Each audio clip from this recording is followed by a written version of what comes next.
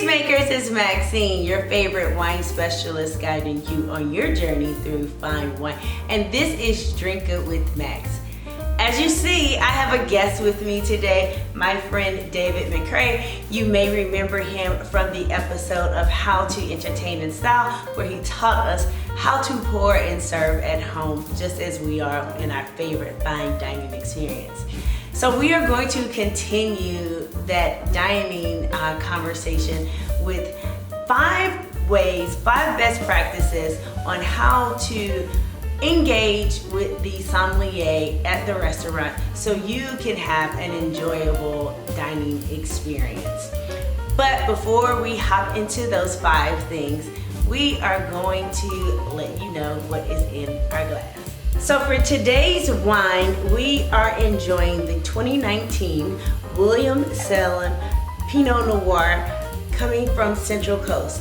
If you recall from the last episode we did together, David is a Burgundian guy. I am a Burgundian guy. I appreciate Burgundy and I am currently pivoting to Burgundy, but I am a champion for American wines because I believe as Americans we should enjoy our wines. I love the Pinot Noirs out of California and Oregon, especially when they're well made. My first Pinot Noir that I fell in love with was Russian River Valley. So I had to enjoy an American Pinot Noir with David today. So he is going to share with us and tell us a little bit more about Central Coast and get his opinions on this California Pinot Noir. Well, let's be clear, I am a Burgundian guy through and through, but there are some incredible Pinot Noirs coming out of America as well, particularly California, where you got this one from, specifically the Central Coast, and this particular producer. We're a little bit more inland, so not so much sea spray that you will get in other wine producing regions, but this one brings the brightness and the red fruitness that we're looking for in Pinot Noir. I think that is very, very classic in American Pinot Noirs. Versus, my Burgundian style. Just maybe a little bit more elegant is the way I like to use it. So here's the thing. Okay, let's go. Go ahead on. Okay, well, I think the fruit comes down a little bit in Burgundian wines, and it brings out a little bit more of the earth tones that I, particularly like, right? Not to say that I dislike this. This is great wine, ladies and gentlemen. Let me not discredit it. No, I rather enjoy this. This is wonderful. I think this is a Pinot Noir drinker's Pinot Noir. I totally agree. It's an American elegance. It's an American elegance. It's very American well. elegance. So American elegance, I think, in contrast to French elegance, American elegance brings forth just a little bit more body, right? Yes. So you mentioned it being a little bit warmer in Central Coast. You're absolutely right. Warmer weather leads to riper fruit giving more fruity juiciness, a little bit more roundness to wines rather than a little more lean as their counterparts might be. Yes. Yeah. So we are having a good time. Yeah, we didn't indeed. drink our wine, but we're still recording. So let's sip our wine. And as you notice that we are drinking these out of tulips. We touched on that last time. For sure. I enjoy my Pinot Noirs out of these glasses, especially when we're drinking a style of Pinot Noir similar to this. Exactly. So what are you getting on the nose? Sure, it's just to piggyback off what you were saying regarding the glassware, bulbous glasses like this do great for aromatic wines like Pinot Noir that we're enjoying. So great glassware selection in this regard. On the nose, super red fruited. I get strawberries, cherries, maybe a little raspberry even, I think, as well. Oh yeah, it's definitely very heavy. Very heavy. Oh yeah. But it's not I don't think it's a big ripe bomb. No. It's very fresh picked. Very, very fresh picked. So they're not overly ripe to where you get like a syrupy, sugary feel to it, or something that's just gonna like melt in your mouth. It does require a little bit of let's call it investigation on the palate, right? Investigation like on the palate, right? To be able to identify some things, because what it gives on the nose does present itself on the palate, but in a very elegant way. Yes. So it's not just boom in your face, like take one sip and it fills your mouth. No, it takes a little bit to digest and break down what you're enjoying. I'm also getting some purple floral. I know we were discussing. Yeah, we're discussing floral notes for sure. So floral, from the word flower, as we all understand it in America. Did I say that just now? Keep going. Okay, very well. So describing floral notes in wine, the sensation that you get from flower petals or of any kind, whether that be rose, purple flowers, lilies, lilac, even floral can cover things like lavender or rosemary, even like any flowering plant like indicates or can be considered a floral component to a wine.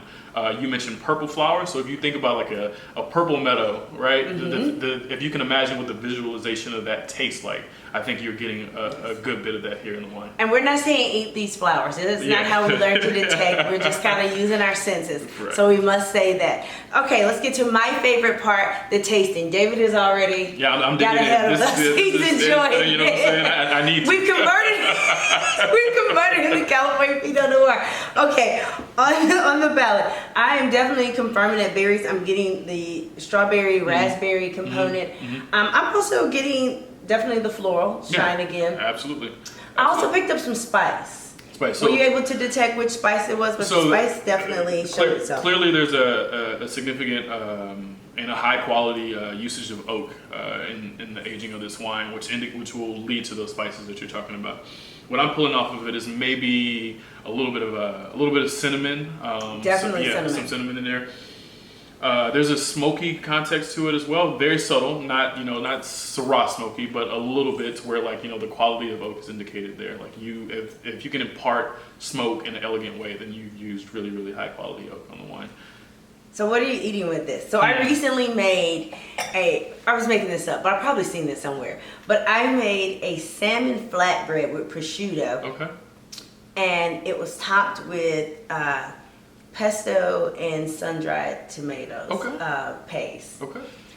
Only thing I forgot were the capers. Got it. I feel like the capers would have. Capers could have definitely elevated that. Yeah, sure. Oh, totally elevated. So it would have been another layer to what you've already created, like a multi-layer complex dish that you had with shaved Parmesan. Okay.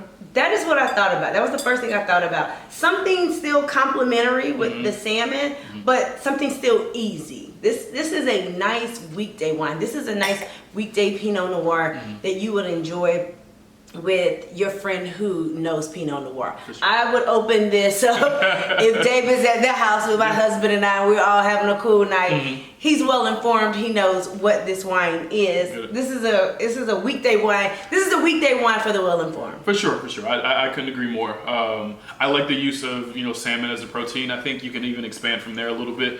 Let's talk a leaner beef, or maybe even. If you didn't want to do red meat, let's go to waterfowl. Let's talk duck. Let's talk seared duck breast. Oh, I definitely love duck. For sure. Yeah, absolutely. I think that is a match made in heaven. Duck is that protein that is, weighted enough to be really, really satiating and satisfying, but not so heavy as beef in the sense of like tenderloin or ribeye or something like that, right? So duck breast seared perfectly, a nice skin and crust on the top of that with maybe some. Raspberry coulis or some type of strawberry. This is why we bring the sauce. I never say any of these. Right, for sure. So I understand that the pairing that you like, what makes for a great pairing is that you can sense the same characteristics in the wine as you can sense in the dish that you're having. So when we're talking about, exactly, complementary. So we're talking about red fruit in this glass, let's talk about red fruit in our dish, right? Oh, I like that. Right. Okay, so now you all know what we're drinking, and as you see, we really enjoyed it, love it. For sure. And we're eating it with our flatbread and duck. So let's get into point number 1. Let's do it. Okay, point 1, do not be a know-it-all. Tell us more about that, Dave. Don't be a know-it-all. I mean, it is a beautiful thing if you know a lot about wine, and as Soms, we would love to be able to, interact with you, discuss, and share knowledge. But if I'm at your table side or any of my colleagues are at your table side, understand that we're there to offer something. And if we can be of service, we are happy to do so. If you'd like to share something with us that you know about, please, by all means, we are happy to hear it. And, it may help us help you make a better decision about the wine you want to enjoy that evening. But please, by all means, don't be a know-it-all. Don't be a know-it-all.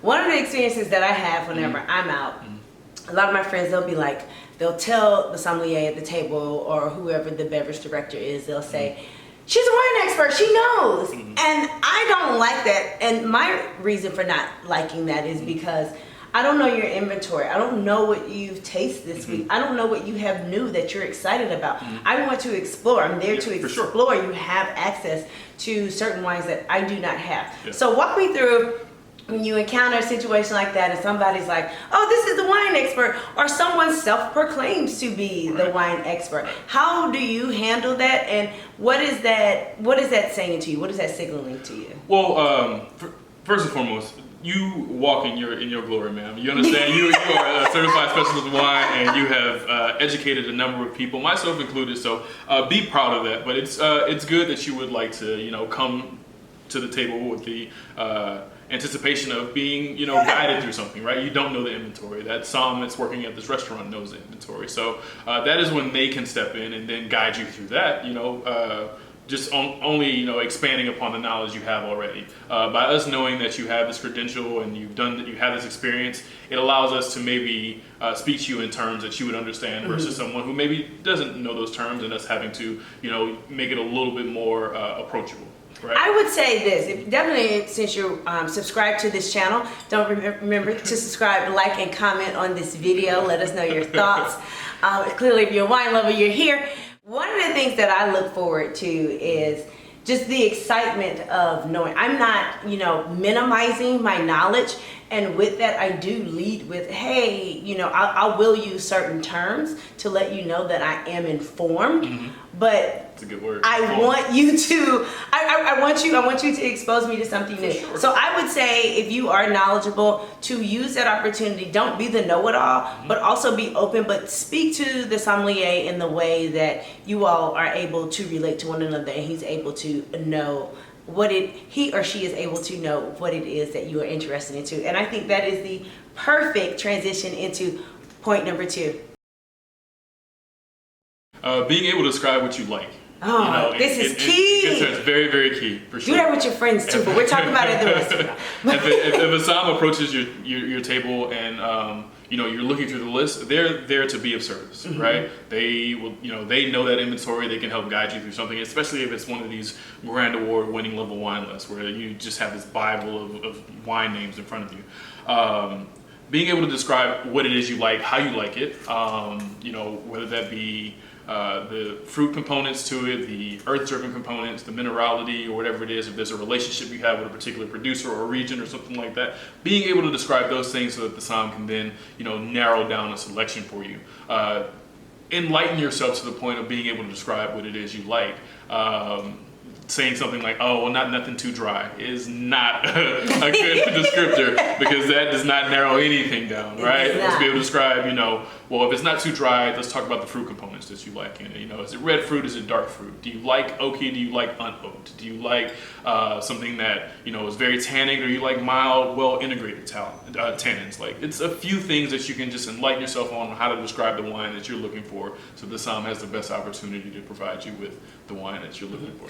Would you say that naming a particular producer, naming a particular grape varietal, for sure, does that help? It certainly does. It certainly does. So, as Max and I both know, and I'm sure a number of you know as well, not all wines are created the same. So if you just go in saying, oh, I like Cabernet, or oh, I like Merlot, I like Pinot Noir, we will need to take it a few steps further. Well, okay, in that Cabernet, do you like something big, round, robust? And which Cabernet do you like? Cabernet Sauvignon? Do you like Cabernet Franc? Like, there's what a lot. Are we talking about? There's a few characteristics that go into the two of those, and very clear delineations that you may not be aware of specifically, but being able to describe it a little bit further, which is I speak of that enlightenment that you need to have, just being able to describe what you like. No one is expecting you to know it all. No. But being able to describe what you like, what you enjoy, right? Being able to describe that helps a somm guide you to the wine that you're going to enjoy that evening with your meal. Yes. So now that we know our descriptors, we're not going to be a know-it-all, but we're going to speak on what it is that we want. We are transitioning to point number 3. Point 3. Let's talk price point.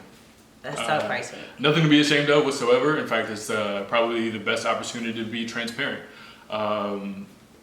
We are trained to ask, what are you willing to spend? Because that is a very, very real question. You can tell us what you like, and it can match something that we like, something that we're excited about, and then you get $1,000 bottle on your table when you did not want that, right? No. Nobody wants that, for sure, for sure. So I'll take $1,000. But we know she will, ladies and gentlemen. We know she will.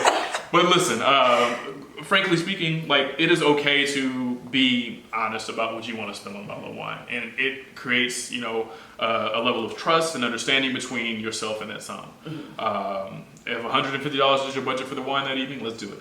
That's a nice budget. That's a wonderful budget. That is a wonderful budget. Yeah. Since we touched on that, tell us what is if I'm ready to order bottle service, what during my dining experience, what is a healthy range? What's a favorable range a diner should expect to spend on a bottle? A nice bottle. A nice bottle of wine, for sure. And nice. A lot of the wines that we feature are on the channel. higher. Yeah. Okay.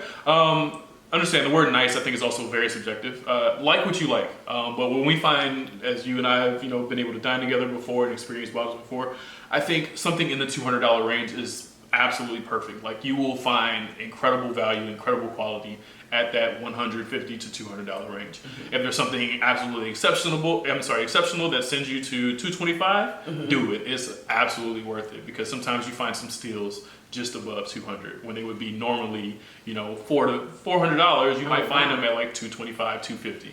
So walk me through. So when we start spending $300 and up for a bottle of wine, what is that drinking experience going to be like? So understand, like, dollar amount doesn't always lend to quality. Sometimes you are exploring, you know, exclusivity at that point, right? And that is a somm's job to be able to explain to you why this bottle is, you know, priced at that. You know, what went into the winemaking process itself, the quality of oak and the equipment that they use, how hard it is to harvest that particular grape from whatever appellation it's coming from. All of that lends to the dollar amount that you'll see on a wine list. But when you get to that $300 plus range, we're talking, you know, something that has some history. Something typically allocated for restaurants, sure. wine club members.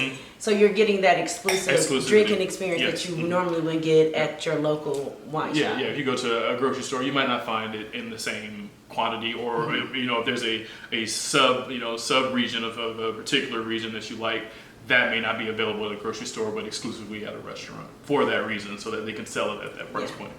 So that's part of the dining experience. That's part of the dining experience. What we're paying for, we're paying for the storage. What else are we paying for? We're paying for the exclusivity. You're paying for the exclusivity. You're paying for the professionals that are managing this wine program, right? That are, you know, conducting the service and, you know, continuously in pursuit of obtaining those exclusive selections, right? So that is what the value of wine in a restaurant is associated with. All right. So now we have assessed our price point. Now let's get into point number 4. So you have given the sommelier the description of the type of wine that you like. They have brought it back to the table. You're underwhelmed. No. It happens. No, it absolutely happens. And I mean, there's always going to be a margin for, you know, human error in a situation, right?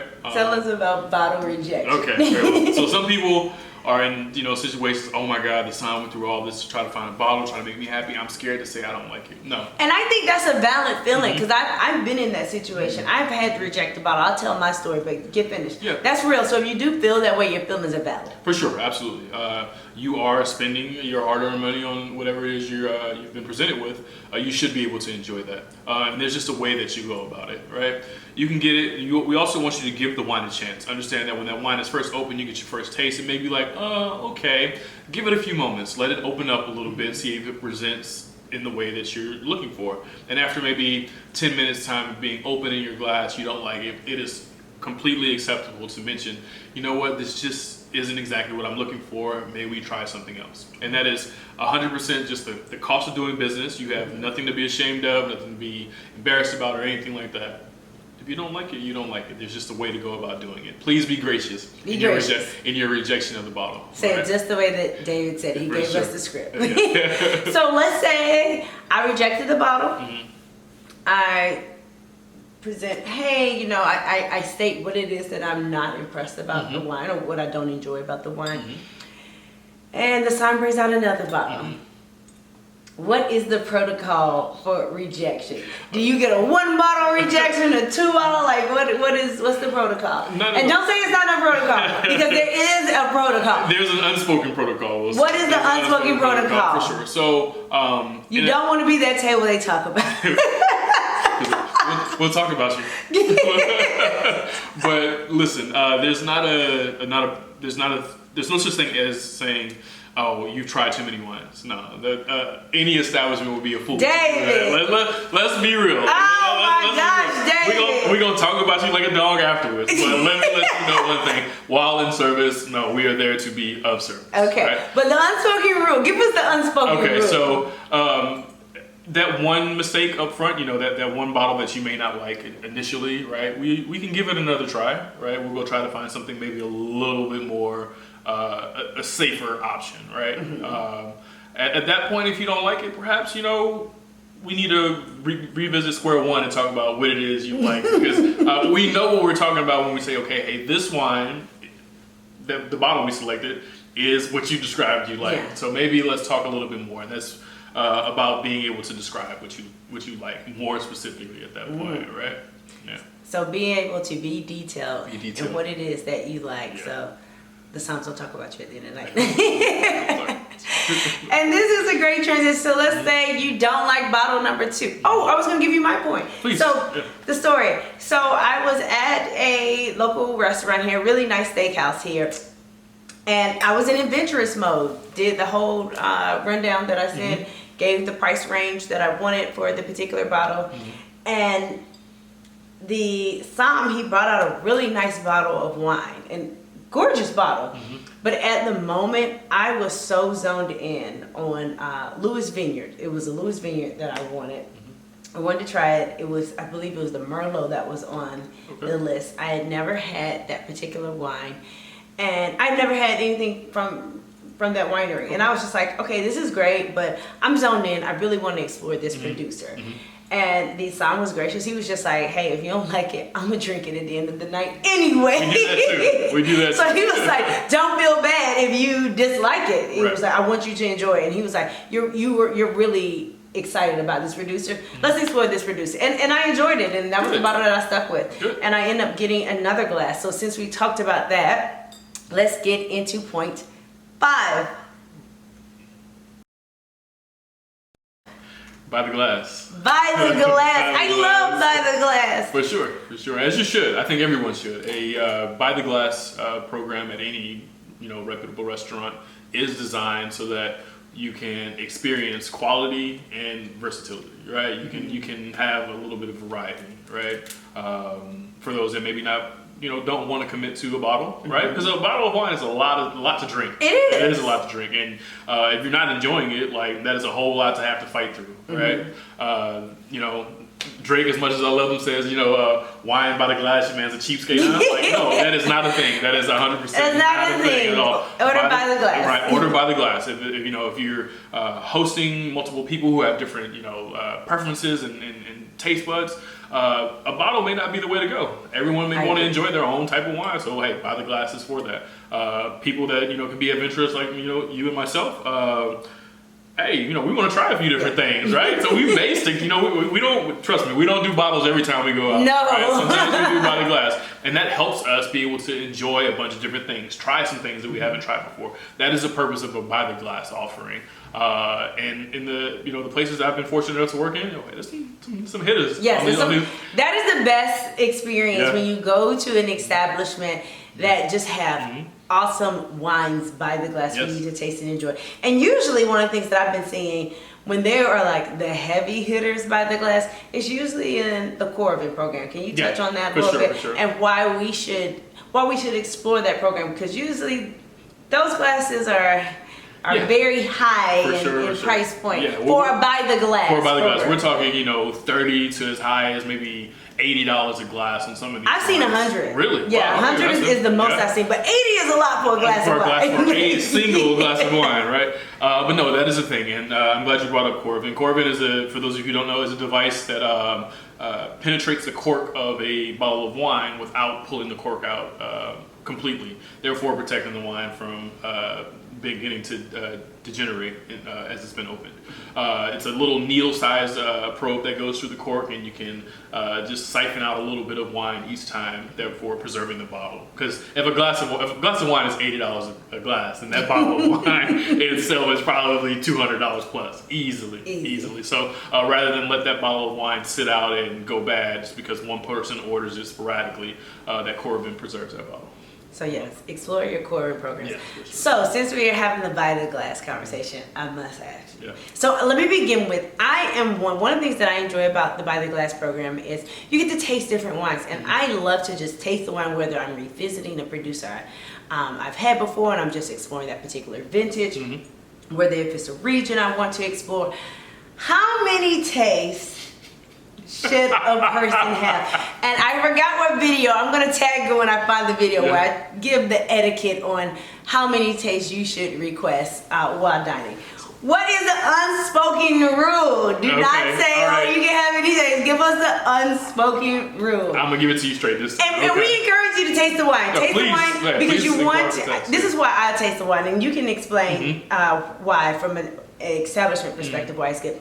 I like to taste the wine first because I want to know what it is that I'm going to enjoy prior to committing. Sometimes I just want to explore that particular producer. Sometimes I'm doing a comparison of a particular wine with my food and I'm complimenting, I'm pairing it together, and I want to know which pairing is best. So that is why I believe in tasting. So you're not just stuck with a glass of wine. I think that is a terrible drinking experience. You have a glass of wine that you do not enjoy. Wine is not designed that way. But I'm going off. Tell us. No, you're good. The unspoken rule. So understand any restaurant of a certain caliber, those that we tend to frequent, right? Their by the glass program is designed so that they can bring the bottle to your table, pour a taste for you before you commit to that glass. Any program where they just send out a glass of wine, the full glass after you order it, maybe not, right? That they stand a greater loss on that. I think it's the perfect scenario to be able to bring the bottle out to the guests, pour a small taste, let them decide if they like it before committing to a 5-ounce pour, 5 to 6 ounce pour in some instances, right? So back to what you said about being that guy that tried, that guy or gal that tries every single offering on the by the glass list, and then it's like, I don't want no wine tonight. What we won't do is that, ladies and gentlemen. That is not okay. All right. That is why we talked about knowing what you like, right? Being able to pinpoint what it is, or at least describe what it is that you like, that you enjoy the most, and that being able to limit down the selection from that by the glass list of the 2 or 3 you may need to try. Right, and another thing, don't one trip that som or that server. If there's 3 you want to try, say I'd like to try these 3. That is not a problem. I've one trip before. Okay. Identify the 3 you want to try. So if there's 3, which is bold. 3 is bold, I will say, but it's okay. 3 is bold. 3 is bold. 3 is bold. Where should we start? 3 is bold. If you ask for 5 tastes, Hold on, you said 3 is bold. Where should we stop at 2? I would say 2. So that's why knowing what you want, knowing what you like is so important, right? Knowing what you like is so important. Okay, 2 is good. 2 is good. 3 is max. 3 is max. At 3, we're probably contemplating whether or not you're running a scam on us. If you're trying to get drunk for the love, Really? But that's the thing. Oh my because we have to literally, especially in fine dining establishments, busier ones, we're like, hey, time is money, right? We need to be efficient at the service of wine. If you come and you're like, well, no, I like to line all these bottles up in front of me and go for it, right? We're gonna cringe a little bit. We're gonna oblige because it is our job to do so, but we are going to cringe a little bit, and it also speaks to maybe just a lack of experience and a tad of uncouthness, if you will. Oh no, that's uncouth. Oh no. A tad of uncouthness. So yeah, there is a little bit. There's a decorum, if you will. Some guidelines that are expected when it comes to the exchange between som and guests. 2 is max, guys. 2 is max. Go with that. 3 is bold. For sure. If you're a Cabernet person and you see a couple of different Cabernets, you don't know which one you want. Tell them what type of Cabernet you like. They'll bring out 1 or 2 for you to be able to nail down specifically. But if there's 5 or 6 Cabernet offerings and you're like, I want to try all 5 or 6. Don't do that. So don't be that guy. 2 is enough. 3 is top bold. max. Yeah. 3 I like that. I like 3 is bold. 3 is bold. 3 is very, very bold. Okay, so by the glass, another thing that I enjoy about By the Glass is I like to explore what it is that the som is enjoying. So what is the etiquette on, so sometimes with By the Glass, I say, hey, what have you tried this week that you enjoy? Mm-hmm. Now I do give a descriptive of what it is that I like because they do not know me, they don't know my palate, and I don't want them to get excited and then bring out something I'm like, I don't like it. So I will give a descriptor, I will use my wine vocabulary, use the jargon. How do you all feel about that? Like, hey, I just want to try this, or like, what's your favorite? Do you all like those questions? Does that excite you? And let me say, well, I'm not testing the som when I'm doing that. I just want to know what are you excited about, because I want to find out too. I'm excited too. And that is a perfect way to establish a relationship with the som, especially if you're going to be frequenting this place, or you may know them from a separate network, like you and I came to meet and stuff like that. Being able to know what each other likes, find your commonalities, and then hey, that turns into an opportunity to share bottles together at some point if you find the things you like together. But also them being able to demonstrate and share with you like what it is they like, even if it's not what you like. Being able to tell a story is one of the highlights of being a som. Being able to describe what you like and why it is you like it, right? Being able to tell a story behind it is one of the things we really enjoy, because it's a time for us to showcase ourselves rather than just be of service, right? I like that. So to wrap up all of our 5 best practices, what would you say after we have gone through all 5? What's the greatest takeaway about that? I think with every experience, you should be growing, right? There's a takeaway from each and every experience you have when it comes to dining and enjoying wine, right? You narrow your likes and dislikes a little bit more each and every time. That way, next time you're sitting at a table talking to a som at a new restaurant that you haven't been to, or you're not familiar with their wine list, you're better for it, and you get better each and every time if this is something that you enjoy, right? It's an opportunity to walk away better, more knowledgeable, a little bit more enlightened. You know what I mean? Enriched is what we call it. Each experience should be further and further enriching as you dine and wine, as you wine and dine, I should say. And make sure you enjoy your company, enjoy your wine. Just have a great experience. And the som is your friend. We are your friend. We are 100% the som is your friend. We're not there to gouge you, judge you, or anything like that, unless you ask for 7 By the Glass tastings. Don't do that. It's judgment at that point. I promise you, but other than that, the som is your friend. So we thank you all for your time. We are going to close now. Your 5 best practices on how to engage and communicate with the sommelier during your dining experience. Comment below. Let us hear a dining experience that you enjoyed, that a beverage director, wine director, sommelier at a dining establishment that you have. I had an awesome dining experience with you. My husband and I celebrated our 5th-month anniversary. How many can I say? Go for it. At March in Houston. It was lovely, and that was an awesome experience. So I shared you with my experience, and if you follow me on Instagram, you would have seen that experience. All the information will be below, and also David's contact information. David, we appreciate you coming. No, I appreciate you. It's always an honor and a pleasure. Until we meet again, drink good, live well.